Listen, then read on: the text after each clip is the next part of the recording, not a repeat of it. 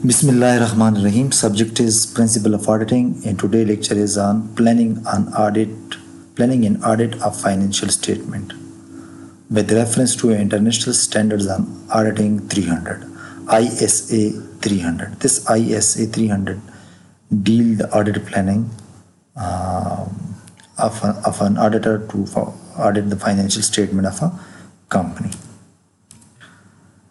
Agenda for today lecture is Introduction to ISA 300, Objective of the Standard, Definition of the terms used in ISA 300, Requirement of the standards, and scope of the ISA 300.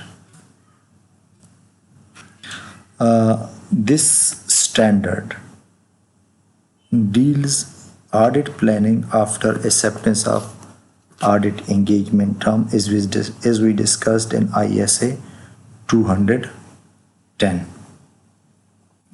After ISA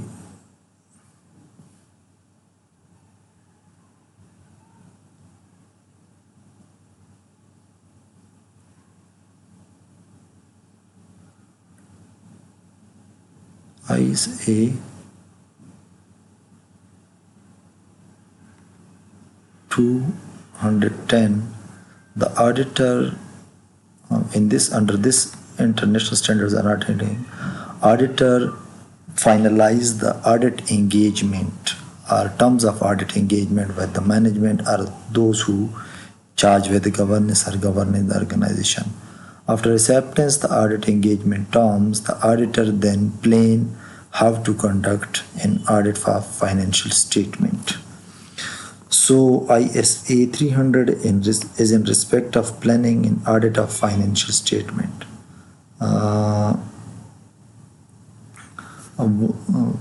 Scope of the audit, this international standards on auditing deals with the responsibility to plan and audit of financial statement. Responsibility, what are the responsibility of the auditor to audit financial statements? So this audit will require the auditor that which responsibility should be fulfilled in order to conduct the audit of financial statement. So this standard deals only statutory audit. It's not about the operational audit, it's not about the compliance audit. So this will be this standards guide the auditors in the context of recurring audit. Means this standard require the auditor or give instruction to the auditor while consider that the auditor is conducting recurring audit of the company. The auditor is not new to the company. Second is the scope also extend to the initial audit engagement should be separately identified that what are your audit engagement with the management of the company. Timing of planning,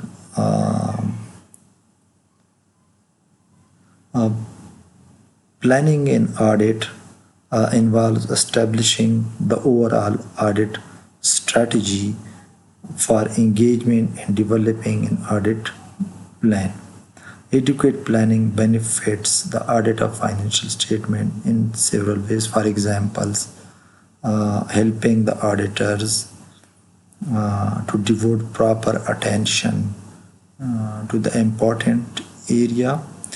The second benefit that the audit planning provides to the auditor is to help the auditor to identify and resolve potential problem on timely basis.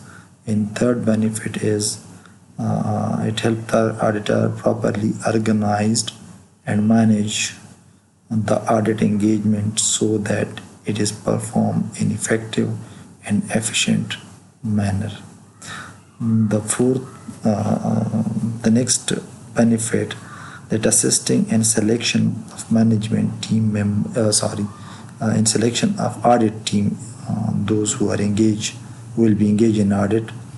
Team members with appropriate level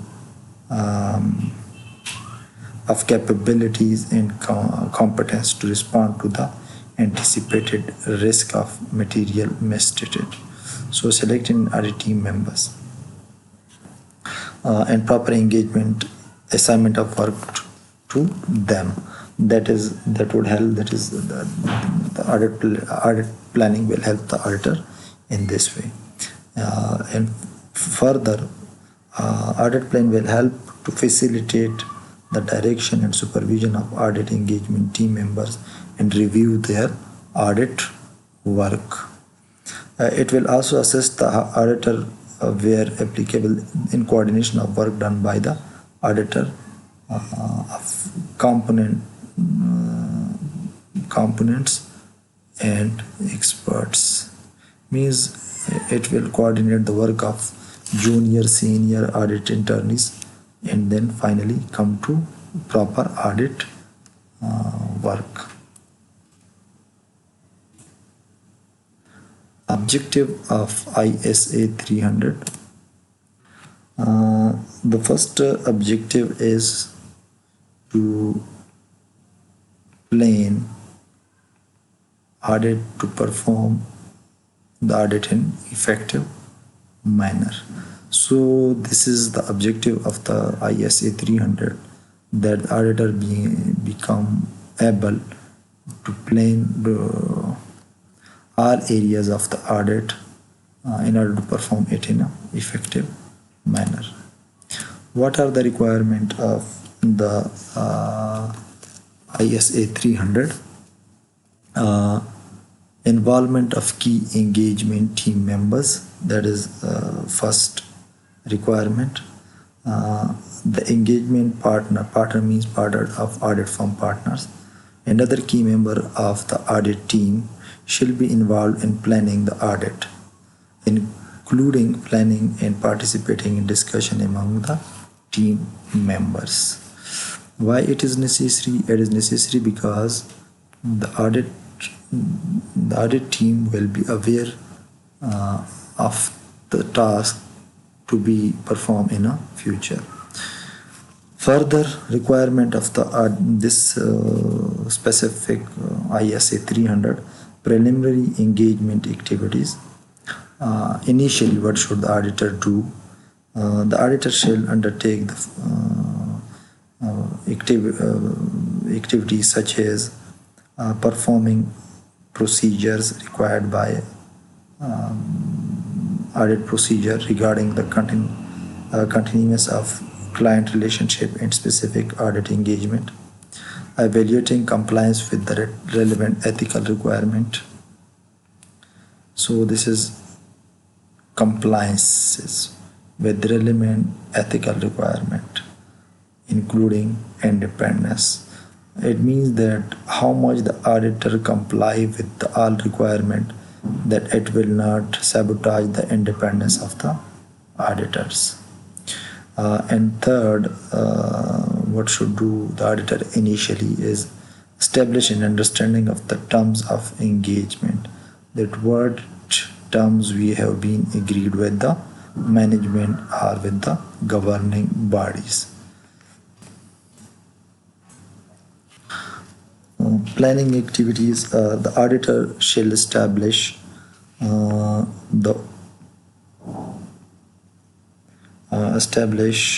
overall audit strategy that comes in the scope of the ISA 300. It should set the timing and direction of the audit, and that guides the development of the audit plan. Identify the characteristics of the engagement that define its scope.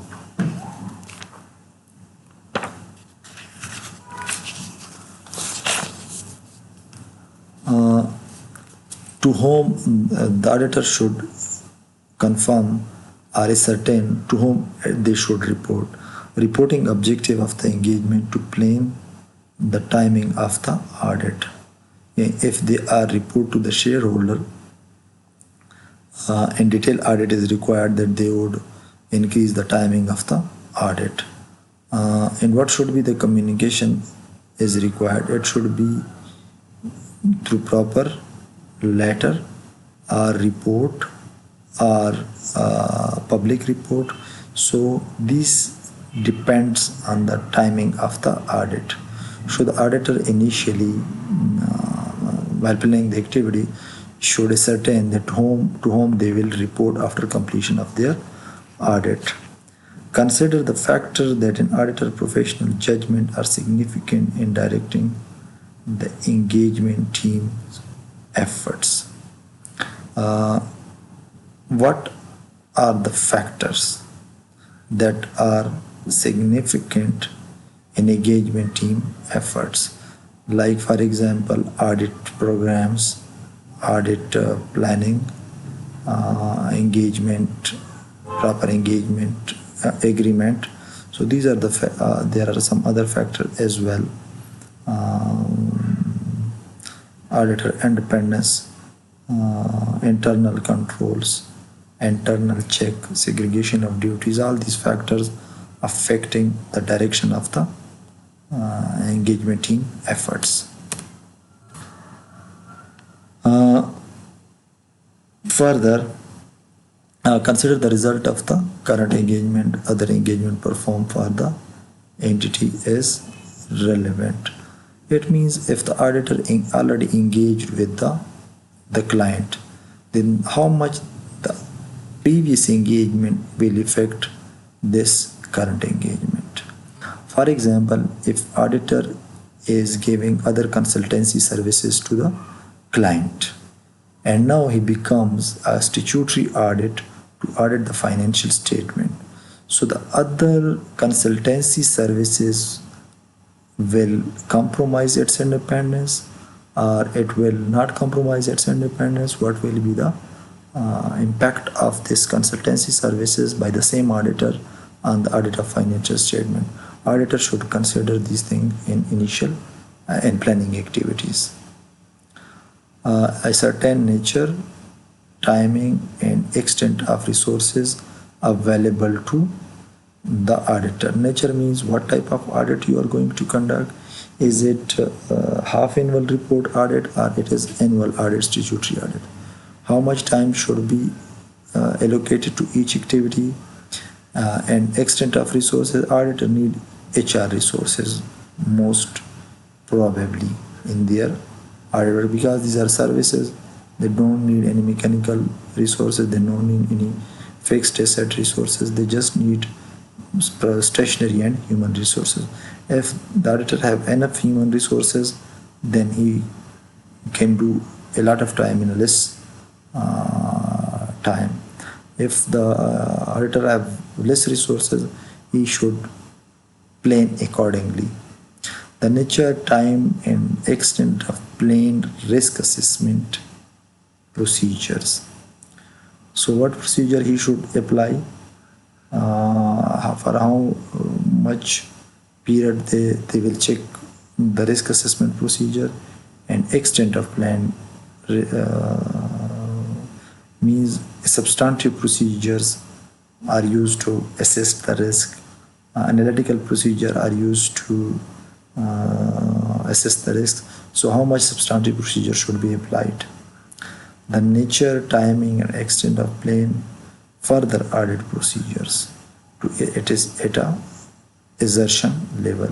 Is audit have management have certain assertion. For example, the assertion means claim. They claim that the assets are owned by the business, it is purchased by the business, it is valued properly, it is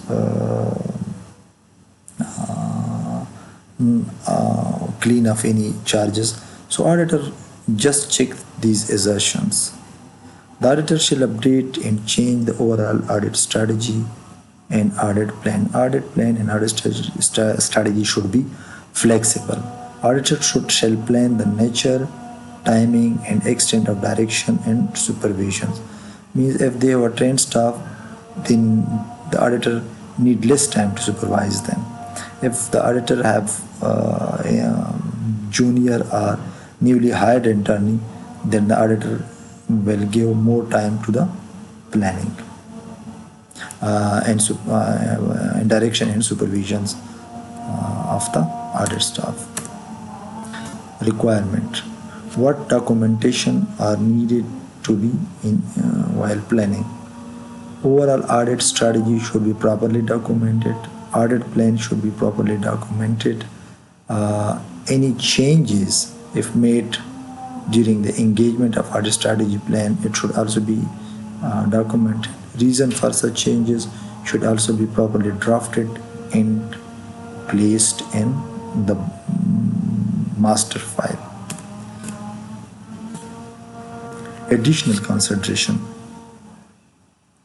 the auditor shall undertake the following activities prior to starting initial audit.